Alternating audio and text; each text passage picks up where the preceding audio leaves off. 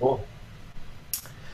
Hey, I'm Chris Eishin. This is the Modern Dad Council. Joining me today, I have Larry Hagner of the Good Dad Project and Eric Lehman of the Game Changer Movement. And joining us in a little bit will be J40 from the Greatness Zone. But the Modern Dad Council meets to discuss important issues around parenting, relationships, and everything else in the world around being a modern dad. Today we're discussing commitment. And to kind of start us off, I wanted to read a couple of quotes that I had found that I thought were pretty powerful in regards to commitment. So the first is, "We are what we repeatedly do. Excellence, then, is not an act," and that's Aristotle. I thought that was pretty it really spoke to me because I found a lot of areas in my life where I would make commitments to do things and then kind of fall short on that. And it's like, well, how am I showing up to life to be, am I living my best version of excellent Chris Eishin, right? And the answer was no. But at the same time, you can't really, when you know that you're not showing up as your best version, how do we forgive ourselves for that and reassess the situation and show up better next time, or to implement that change? So let's just start off there. Do you guys have any thoughts on that? Commitment in and itself, or commitment, based on the quote that I shared? Do you want me to read it again? I will anyway. "We are what we repeatedly do. Excellence, then, is not an act but a habit." So what are you guys' thoughts on that?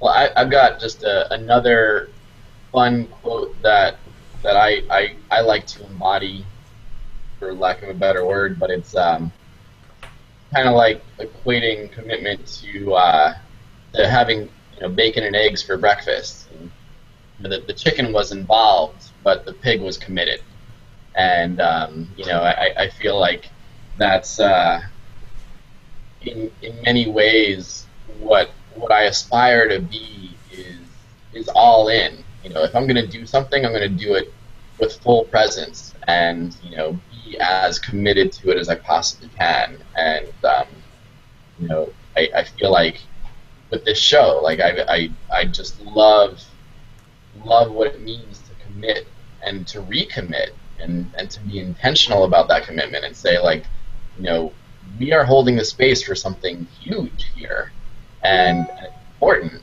and so to hear your commitment to this inspires me to up my game, and it also has me feel really cradled, in and not alone, because I think you can find a lot of people who are partially committed. You can find a lot of chickens out there, in a way, but you don't necessarily find all the pigs you want to hang out with. You know what I mean? So I'd prefer to hang out with pigs.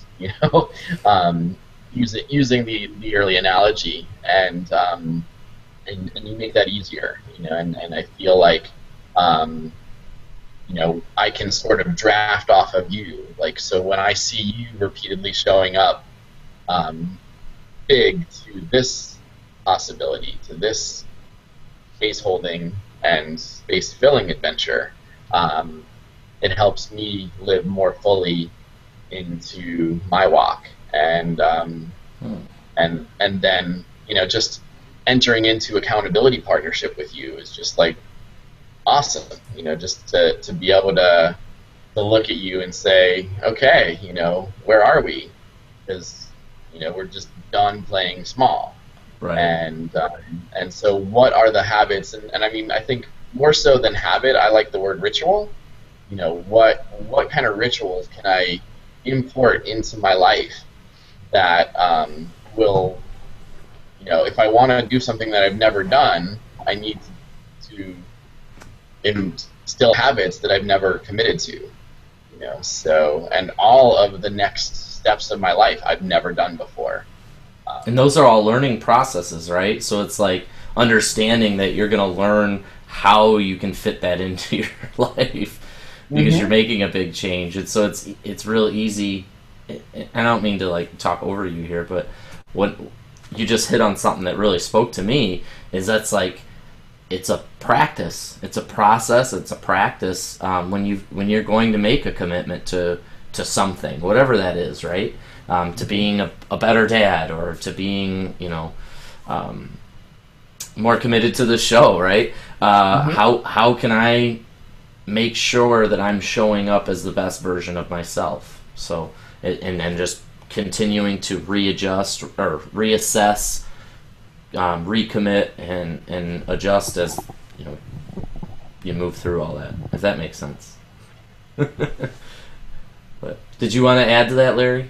Yeah, sure. So, I mean, I think when we talk about commitment, I agree with everything that Eric said.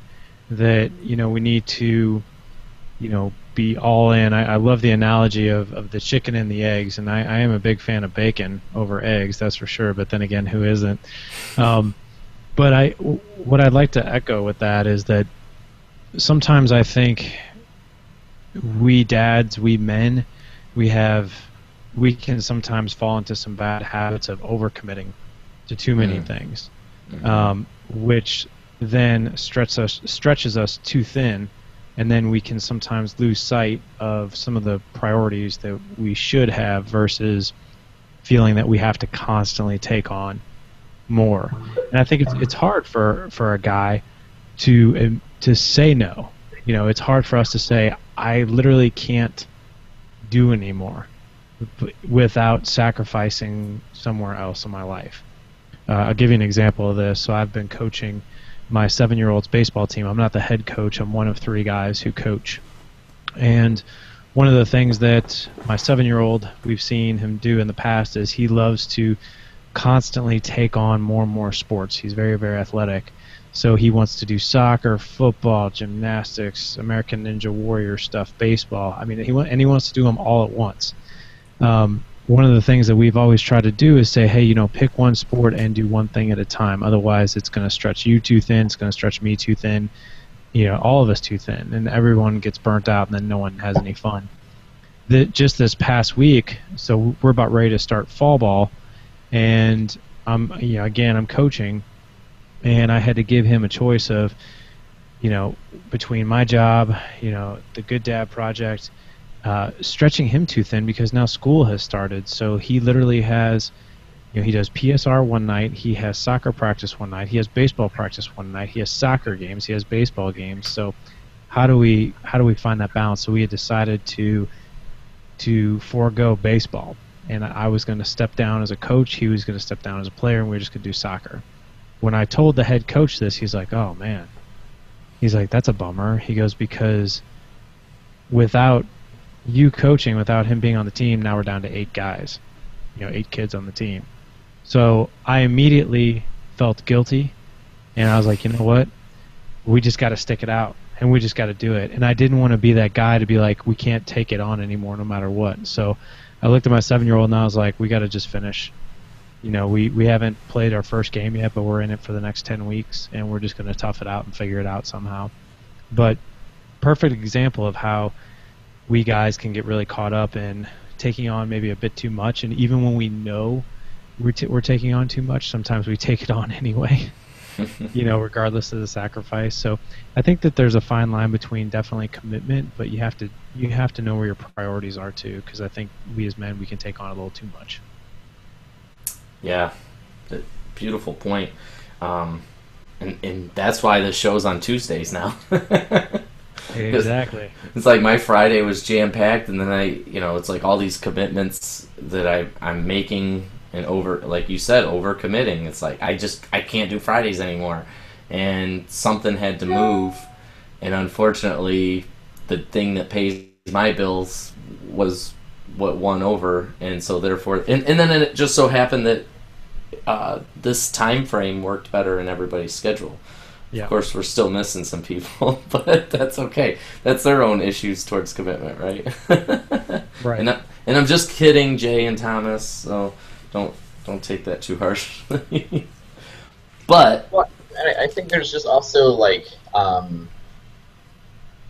just the idea of practicing saying no and saying yes. You know, I mean, and I feel like that's probably some of the space that we can hold for other dads is that you know, there's room for either decision. And I mean, in truth, Larry, like if you held your ground and you said, you know what, no, like these 10 weeks we can't do baseball. Like there's also an alternative that would have had something else happen. You know, that some other kid who was waiting for a chance could have materialized. You know, I mean, so I feel like we need to we get to be there for each other in so many great ways. You know, we can say, okay, you know, now that you've made this commitment, yay, we are going to support you to the fullest extent. And even if you made the commitment to say no, we would support you to the fullest extent. You know, and I feel like I think when commitment meets conviction, you know, that's really powerful stuff. So I mean, you recommitted to those 10 weeks, and you added conviction to that, and you're like, we now have a sense of purpose, we have a sense of urgency, and it's finite, right? You know, so like you can at the end of 10 weeks reevaluate and say, okay, how'd that work, and were there really any trade-offs, or you know what I mean? Right. So I just think it's, you know, everything's a moving target and a work in progress. So you know, none of us kind of came with instructions. So. Right. Well, yeah, that's awesome though too, right? The fact that it's a practice. If we always look at things like we have to be perfect, then think about the pressure that we create for our kids and you know everything else. So perfect timing for Jay to come in with some coaching tips. No, you're perfect, Jay. It's actually wonderful. We were talking about commitment, and Larry was sharing how he overcommitted to with his son in baseball, but then when going back on that commitment, you know, kind of put the team in a predicament, so that therefore Larry and his son had to step up and say, okay, we gotta suck this up and get, you know, we made a commitment to the team. People are depending on us, and so we're gonna have to push through for the next 10 weeks. And sometimes that's the things that we have to do when we make commitment, is that we just, you know, man, we overcommitted, which we tend to do as men, and you know, Larry really spoke to that as well. But when we do overcommit, you know, how can we challenge ourselves to step up? And so I was going to share another quote because I had two prepared. But you can preach a better sermon with your life than with your lips. And so it was just a quick quote there, but I think that's really powerful to what Larry's talking about, is that he decided to show up even though he had an opportunity to back out. He chose to step up, suck it up, and push through with this kid. And then Eric made a beautiful point to say that oftentimes they present themselves. So we being a support system for one another in that.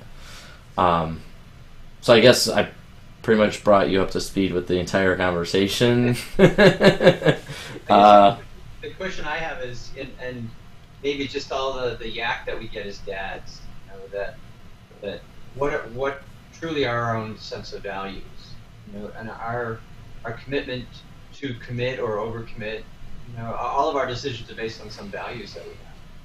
So where are those values coming from? You know, are we independent enough to have our own set of values on why we do what we do instead of why we should do what we do? And you know, I don't know where all of the places where your discussion has been, so I don't want to bring you back to places you've already been. But the thing that I find around commitment is who's committing. You know, if we were to peer in behind and say, well, why is it that I made that commitment? Is it because of something I believe, or is it because of something that the rest of the world says this is how you're supposed to be? And maybe in the looking at that, we might not commit so much because of things we have to do, but because of things we want to do. And then maybe it's easier for us to deliver on those commitments. So guide me if any of that made sense for where you've been in your conversation. That makes a lot of sense. We actually haven't gotten to that, so that's an interesting perspective. Does anybody, Larry or Eric, do you want to jump in here and speak to that? Like maybe Larry kind of speak to the fact that is your commitment made because it was something that you felt you needed to do, or is it something that something you really wanted to do? I mean, I don't know. What motivated? I guess the question is what motivates it.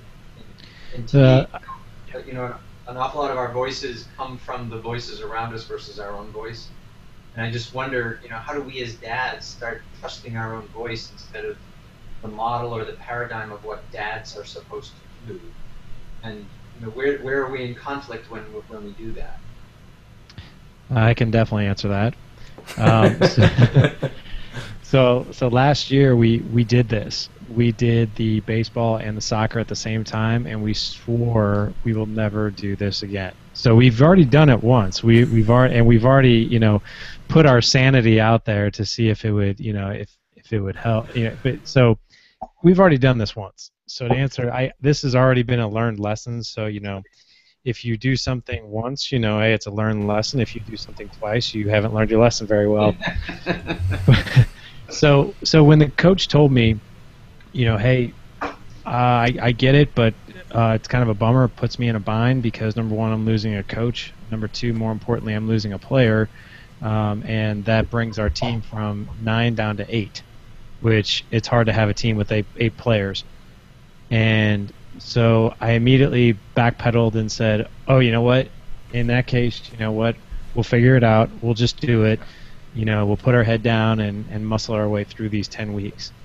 And I know, so that the commitment definitely came from not of my own voice, but through the voice, through obligation. But I think that's, you know, sometimes, I mean, I think it's also probably a pretty good lesson to my son as well that, you know, if you say you're going to do something, if you're going to be a part of a team, then, you know, you should follow through. If you, shame on us, really, for saying yes when we knew. I mean, I knew when I committed to the baseball team, I was like, oh my gosh, this is going to be insane. We did this last year. So then I tried to backpedal out of it, and then finding out that there were consequences to that, that's when I was like, you know what, we just got to do it. So, yeah, the voice of commitment and reason really came from the outside. It definitely didn't come from the inside. I mean, no kidding around, I'm dreading the next 10 weeks because I know, you know, there's going to be just mad chaos. You know, there's going to be a game or a practice or something every night of the week, and it's going to drive us all of us kind of a batty. And when your wife is pregnant again, you know, these things are Oh, Chris, you didn't know that? Yeah, we're pregnant again. Congratulations! Oh, thanks. I thought you guys knew. Oh, congratulations! Thank you. We're pregnant with our 4th. I should probably know the other 3 kids' names at this point, but they all kind of run together. But so, you know, when you're dealing with all that, you know, commitment tends to be stretched. But I hope that answers your question. Wow, yeah, that's cool. Congratulations. Yeah, I came up with this new word. It's mazzolations. So it's like mazel tov and congratulations. And, so, that's my new Jewish kind of word. Jewish. That's regardless of whatever your tradition is, it all works, right? Yeah, right. I appreciate the word combo. I think when you go from 3 to 4, you can use 2 words as well. One is in, and the other is sanity. And you put those 2 together, it's a little insanity. Yeah. Nice.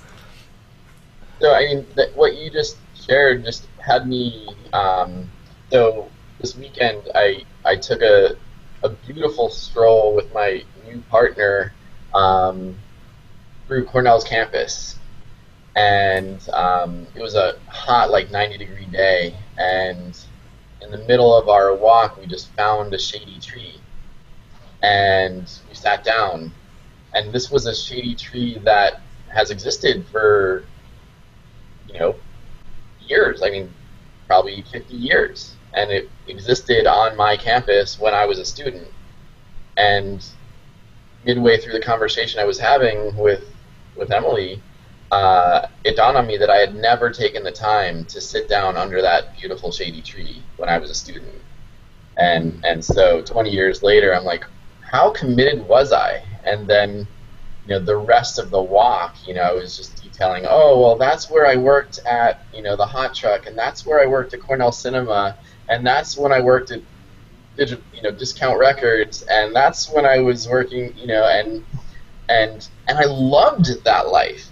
I was overcommitted and happy, and yet there were things that I walked right past or bike rode right past every day on during those 4 or 7 years, depending on how you look at it, that I never took the time to do. So I feel like just kind of rethinking commitments, and so now I'm committing to slowing down and to appreciating the shadow of a tree rather than just. I remember being ecstatically happy that I always knew that I had something to do. And now I'm ecstatically happy that I got to do something brand new with my new love on a campus that I thought I had done everything on. So it's just a really interesting view of how commitment evolves, And so, I think what I'm really getting at and what's bubbling up is that when I was younger, I was committed to doing, and now I'm committed to being, and I feel like that's the energy that's showing up, and so I feel much better about the commitments I'm making right now because I'm making way fewer of them, and I'm fully present in them, and I didn't feel like I should have been anywhere else but under that shady tree. But 20 years ago, I knew that if I was under a shady tree, I was supposed to be somewhere else. So you bring up a really powerful point, Eric, that I really want to touch on, and then maybe Jay can kind of give us some coaching tips on how to best practices to do these things. But what you were speaking to is like you overcommit when. Often we as men, when we're younger, there's times in our lives where we just overcommit, and it really challenges us to stretch ourselves as people and individuals. And 2 weeks ago, I kind of came into this realization for myself that I had just been overcommitting left and right, and got to the point where I had to stretch to the point where I was just like shutting down and I'd end up procrastinating on things or just quit projects or just not show up for projects. And so I had to really challenge myself to step up and stretch myself and say, okay, how is it that I can sit there and take all of this stuff that I've overcommitted to and fit it in and make it happen, And that, for me, is a big part of it is my calendar book. I don't know if you can see it behind me, but it's like I have to plan everything, because if I don't, I forget about it, or and if I have it in my planner, then that is me truly committing to it. And I had to move some things around, like this show, in order to meet all of my commitments. So. Eric, what you were sharing about, if you were sitting under that tree, there was something else that you had committed to that you weren't following through with. And so I think that's an interesting, thought process of how we look at our lives and how we are committing, how we're choosing to show up in our commitments, right? So, Jay, could you kind of maybe throw some kind of coaching language behind that, and how, because I'm not at all doing it. Well, I think the biggest thing that I think that is really this whole thing about Chris, and for all of us, I guess, is just awareness. Our tuning in to the things that we say we do and why, and the things we don't do and why. For our ability to know what it is the beginning of the information that allows us to change it if it needs changing, or realize this is just the way it's going to be, right, Larry? I mean, this is just the way it's going to be for the next 10 weeks. So for you to spend any energy lamenting this is a waste of your energy. You've made the commitment, everybody's on board, this is where we go, and the awareness that we've made this then creates the opportunity for you to show up and be your best in it, and not try and minimize it because you've got too many other things going. But the awareness of knowing that you've made this commitment now tells you what you also have room for in these next 10 weeks and what you don't have room for. So to me, I guess the only coaching thing, Chris, that I would throw out there is, how can you tune in and notice what's true? The stop and notice thing. I love those words, stop and notice. What is it that you see, and then what would you consider that you could do? What time is left? Who have you made commitments to? How do you want to do it? And I think the awareness of that takes away the pressure that it must be, should look like this. And the awareness, I think, creates for you, so now I know what's true.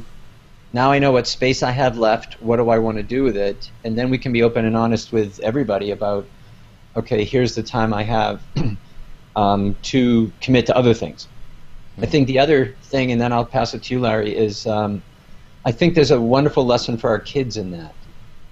For us acknowledging that we've identified our commitments, but that we tune in and shine the light on, this is what it is. We all know it. And that ability for helping our kids see what's true helps them decide, with this information, what could the next look like. But in the absence of being present enough to it, I think we just keep filling our plate. It's like walking around the buffet line, filling your plate, unaware of how much you put on your plate, so your next stop is you put something else, there's no room for it. But the awareness says, I have enough for now. I'll have time later. Let me just go ahead and do this, do it well, and then I'll be back for the next thing. And Larry, I'm not sure where you're going to go with it, but let me throw this one last thing out. Maybe it's that, we always feel like we're in a rush trying to do it all. And maybe part of the awareness is you're not supposed to do it all. You're not supposed to be a super dad. You're not supposed to be a perfect parent. You're not supposed to be any of that. You're supposed to be really present, like Eric said. Under the tree is where I'm supposed to be at this moment. How then could we then relax in our own definition, partly so we don't put out the pressure on ourselves, but we also don't create the next generation of really stressed out, medicated kids because, they are overcommitted because that's the lifestyle they grew up in. And trust me, I know this. Being an Italian family, a lot of kids, our whole purpose in life was what's on your to-do list. That was the way we were greeted on a weekend morning. What are you supposed to get done today? That was our whole approach. Life was about what you got done. So I'll stop there, but I think awareness is the thing. Present enough to see what is, to choose wisely how to be in it. Beautiful. Larry, that's on you, brother. Yeah. That's a tough act to follow. Thanks, Jay. Yeah. But I think one of the things that we as men and we as parents, I think this goes either way. This could go for a mom or a dad, and that's the power of scheduling. And what I mean by that is, I think we as dads and parents, we always feel that we have to be powerfully present in the moment, no matter what, which we should if we do it right. And what that really means, so for instance, I used to struggle with this really terribly, is I was a lot like you, Chris, where I still do. I have so many things going on, so many things I'm trying to juggle, and then trying to be a dad on top of it.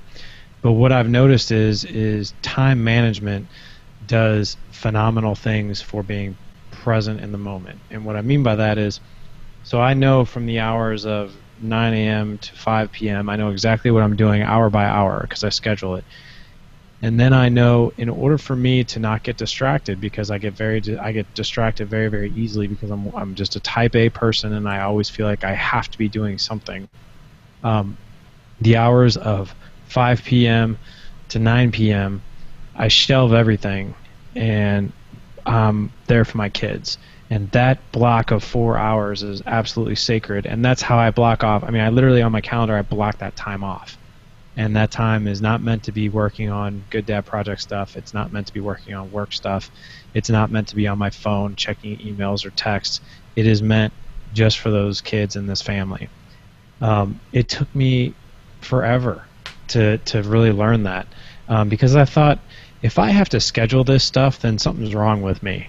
If I have to schedule this stuff, maybe it takes the good feelings out of the moment. But what I realized is if I schedule it, there's something very powerful about having something on your calendar or something written down. Once it's written down, it's more of a commitment, and it's time that I know is non-distracted. It's just for them. So I think when you talk about commitment, some of the things that we can do as dads is just be a better scheduler of time. I know it sounds so simple, but and in actuality, I guess it is. But it's something that empowers us greatly. It's freeing. It's freeing. It's very weird much so. when like oh, I have all these things I got to try to remember. Shoot, what was it that I was supposed to do? But if you have it scheduled, it's like I don't have to worry about it. I just look at my schedule. There it is. Mm-hmm. So yeah, I can totally relate. The other thing that comes to mind, Larry, when you say that is, again, it's the outside voice saying, hey, here's what dads do. What do you as a dad want to do? And if you want to block off 4 hours, or Eric, sit under the tree, then how are you okay? How is your own voice okay with saying, this is right for me? I don't care what other dads do. This is what my family needs, or this is what I need. And we don't get to see, for some reason we don't get to be able to say that, and so we keep checking back to someone who's done it so we can do what they do. It's like checking on. I just saw this great quote. And of course I'm not going to get it right. It's brain of mine never gets it all right. But it's something like life is a tough exam. Stop peeking on the guy's question next to you to answer it, because your exam has your question on it. That person doesn't have your solution, doesn't necessarily have your solution. It may, or they may, but how would you consider it? So now I'm back to that stop, notice, and consider. If I stop and notice what some dad does that seems to get it all done, that doesn't mean I want to do it. It just means I should probably consider that maybe they've thought about something I haven't thought about. Eric, you'll love this, because we have this love-hate relationship with the National Speakers Association. So we were at I was at one of the National Speak, the one that you and I were at together, Eric. I was watching all of these new wannabe great speakers in classes and workshops of these really talented, really good professional speakers. And everything they were saying, this group of people was writing down verbatim. Like there was some secret sauce, some special formula that if you just did this, how many times a week do I tweet and how many times do I post something on Facebook? There was like this special rule that if we knew it, then we would turn into the same powerful person who's now in the front of the room. And I was in that. I'm writing everything down. I'm like, 10 minutes into it, I'm like, this is stupid. Why am I taking their ideas of their approach on a topic that's not even related to mine and presume that their formula is my formula? No. Where's the wisdom in what they're saying? So that was my first epiphany in a very long time of sitting back and listening, really listening for something valuable. And in some of the workshops, there was great value. And others, I didn't write anything on that page. It was just an ego program going on, and I happened to take a seat in it. So, but there was some brilliance that came out, not with what they did, but how they thought. So I wonder, just a challenge to all of us, instead of insisting that someone have our answer, how might we just go into dialogue with them saying, when you struggle with these kind of things, what do you think about it? So that we get to tap into our own genius and our own greatness, and then say, well, here's our solution. It's got to come from me. I love your idea, maybe I'll try it, but I'm going to have to modify it to be the way my family is or the way we do things here, because there isn't a one-size-fits-all. There's brilliance, and we should share the brilliance. And so I wondered if our understanding of a lot of things coming out in the conversation of commitment might be, how do we tell ourselves what we will commit to? What value drives us? What values drive us? And how does it have to look for us? And the biggest and toughest question of all of that is, so how am I going to be okay with it, however it looks? And, I think that's where, as dads, we find, well, wait a minute, we don't look like this dad or this successful dad or this one, then there's something wrong with us, rather than, hey, we're really smart about what matters to us. This needs to be in here, and we need to do it like this. And I would love to see more dads just reach deep into their own wisdom and trust their own wisdom. Wow, that was awesome, Jay. Get off my soapbox now. Sorry. No, that was... Well, and I think just to, really... reclaim what commitment means to us. And, I'm sure each of us have different definitions of what commitment really means. And I feel above and beyond that, I feel like I know how committed I am when I do what I say I'm going to do and nobody's watching. And I feel like that's a really powerful indicator of my character, and so I feel like the best way for me to reinforce the character that I'm growing into right now is to make fewer promises and keep them. And I remember what it meant to promise myself that I was going to run a marathon, and it was something I never thought I would ever do. I used to make fun of people who did it. I would say, why would you run that far if nobody's chasing you? Or if there wasn't, an ice cream truck that's just, 10 feet, ahead of you for 26.2 miles. And then all of a sudden, I took on the commitment of making myself a promise and keeping it. And then it became... the discipline and the biofeedback and all of the amazingness and just going out to community, which is what you did, Chris. You said, I'm upping my game, I'm changing my commitment, and I'm recommitting, and this is the new Chris that you guys get to hold me accountable to being. Mm-hmm. And that's what I love about this space holding that we get to do for each other. So first, we get to, be in the awareness that Jay is speaking of and just, find out what it is that we mean by commitment. And then, with this circle, hold the space for that and just feel that we've got cheerleaders and accountability coaches in this dynamic. And that's really powerful. And that's my wish for other dads out there and other parents out there is that, let us be your cheerleader. Let us know what you want us to hold you accountable, and help round out the show and help us make more commitments to what you want us to talk about, whoever you all are out there. I was just thinking with the Game Changer movement, where we're asking parents to pledge to spend 2 more hours with their kids. For someone who is overcommitted, that is a monumental ask. And yet I'm boldly saying, yeah, let's see what that commitment looks like and take it seriously. And what I'm excited about is hearing what those 2 hours were for you, or when they start showing back up. So I just feel like when we might all make the same commitment of time, but how we fill that time is gonna speak to our values, if that makes sense. Absolutely does. And I'm gonna piggyback that real quick, and then Larry, I'll let you go. No, it's good. That was exactly this commitment that I needed to make, because here I am on the Modern Dad Council, Kick-Ass Dad podcast, saying I'm doing all these things, and then I took a hard look at how I was showing up as a dad, and it's like, get out of my office, I'm busy, wait a minute.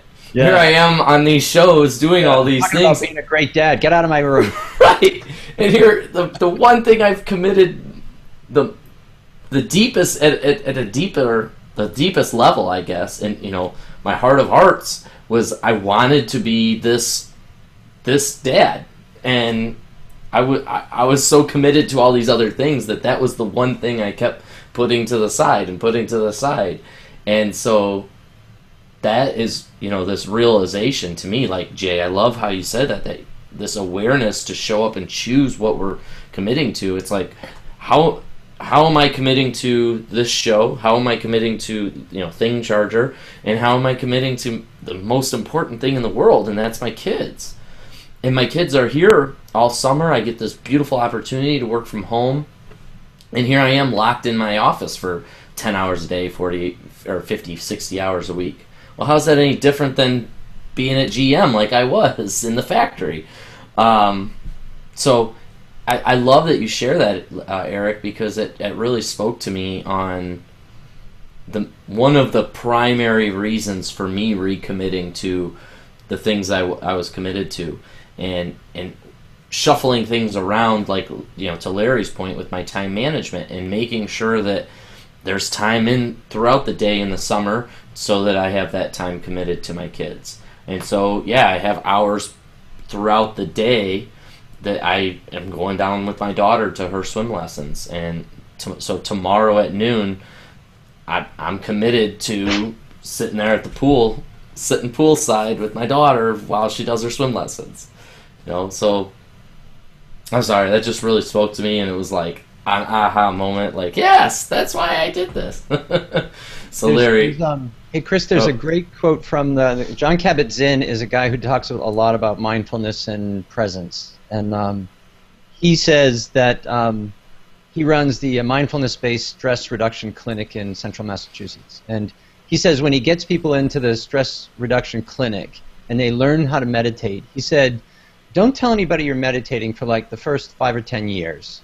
And he's not being funny about it. He says most people, once you start telling people you meditate, then all of a sudden your attention goes to the process of meditating instead of the actual meditation, and then you get all involved in the PR of it. Now you got all these stories about what it feels like and how you're doing, and you're so much better and all this, and all that its intention was for you to show up and be who you were supposed to be.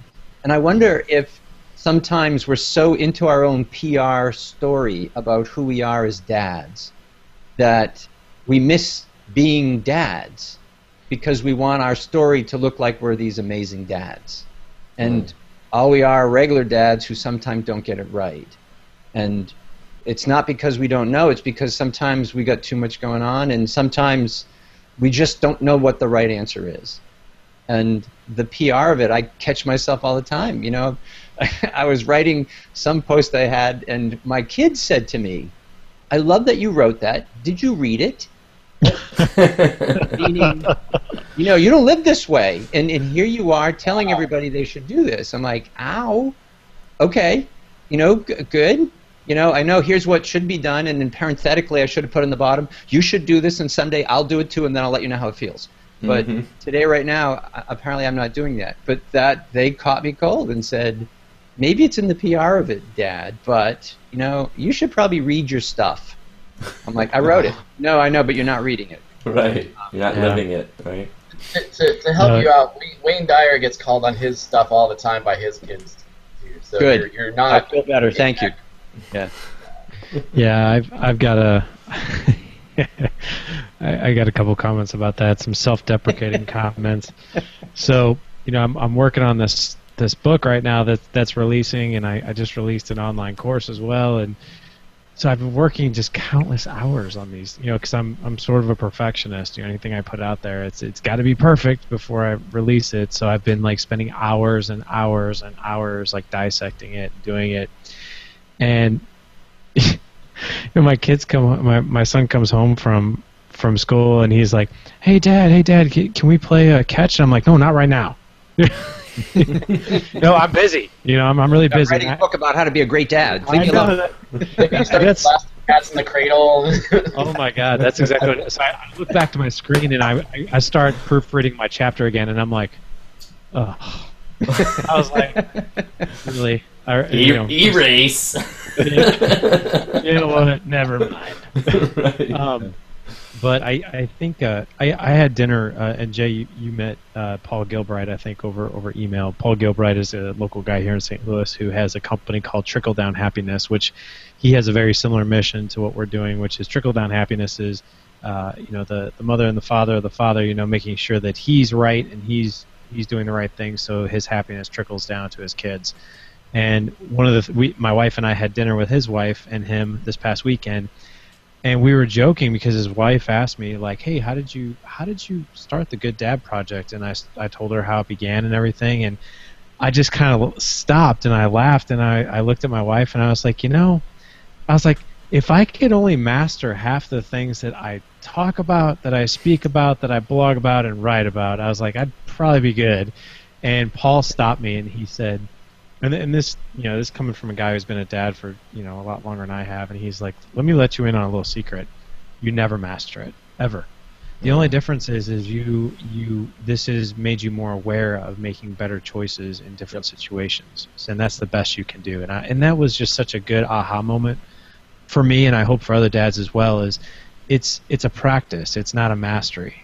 But I think to that, practice will never make perfect. Right. But I think if you can just simply be aware, being aware makes a big difference. And I think presence makes perfect, and perfect definition changes. But I feel like, the most perfect dad I can be is not by some rule book out there, but it's just by being as present as possible as I can be in the moment, even if, with 2 other kids, I did it differently, Right. But in that moment, they needed this dad to show up out of me. And that's all I could ever ask of myself and anyone else. You just gave me goosebumps with that, Eric. That was powerful. Sorry. And if I can do that, I will let you know. I promise. Right. Yep. I hate to wrap this up because this just got real, right? I mean, for me, I'm feeling a lot of emotion right now because it's so true, and we tend to be so hard, or I at least tend to be so hard on myself when I screw up. And so, I just thank you guys for being here and committing to being a part of this, sharing the things you're going through. Larry, we didn't mean to pick on you when it came to your overcommitment with your kids, but I love that you shared that because it's so powerful, and it's such a message to get out to other dads and other people, parents, people. Just you don't even have to be a parent to be able to relate to this topic. So, thank you all so much from the bottom of my heart. Thank you. Thanks for having this again. Yeah, this is going to be a regular Tuesday 1 p.m. Eastern Time event.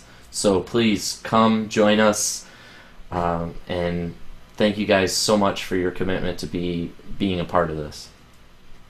Thanks for having it, Chris. Thank All you. right.